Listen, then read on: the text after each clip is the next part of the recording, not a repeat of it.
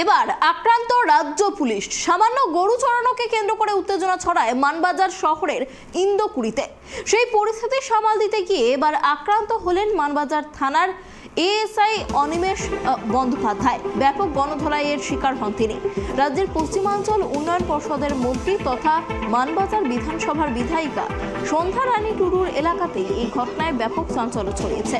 মুখ্যমন্ত্রী মমতা বন্দ্যোপাধ্যায় পুরুলিয়ার মাটিতে পা রাখার কয়েক ঘন্টা আগেই আক্রান্ত রাজ্যের পুলিশ।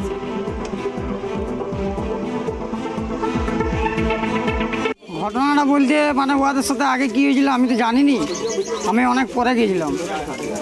যাই করে এখানে দেখছি ওদের সাথে তক্কাতক্কি হয়েছে। মেয়ে ছেলেটা সে একদম আমরা কি এক মুড দেখাবো, তার থেকে বেশি মুড করে ঘর থেকে বেরিয়ে চলে এলো। পুলিশের সাথে মারপিট আমার সাথে কিছু হয়নি, ঠিক আছে। আমি যাচ্ছিলাম তখন মেয়ে ছেলের সাথে যাই হোক ওদের তক্কাতক্কি হচ্ছিল। মেয়ে ছেলেটা আমাকে আজকে এসে দেখালো যে এই ছেলেটা আর এই ছেলেটা এর দুলোকে মিলে আমাকে খুব টন টিটকারি মারছে, খারাপ ব্যবহার করছে। তখন আমি মোটর সাইকেলের উপরেই চাপিয়েছিলাম, তখন ইয়ার হাতটা ধরি যেমনি করে আর আমি কলারটা ধরি যেমনি করে।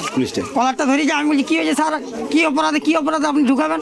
তখন বলছি কোনো কথা বলি না, একদম তোরা বেশি মস্তান হয়ে গেছিস, বেশি ইয়ে হয়ে গেছিস। তখন আমি গাড়ি কিন্তু গাড়ির তুলে নামিনি, আমার গেঞ্জিটা কিন্তু ছিঁড়ে দিয়েছে।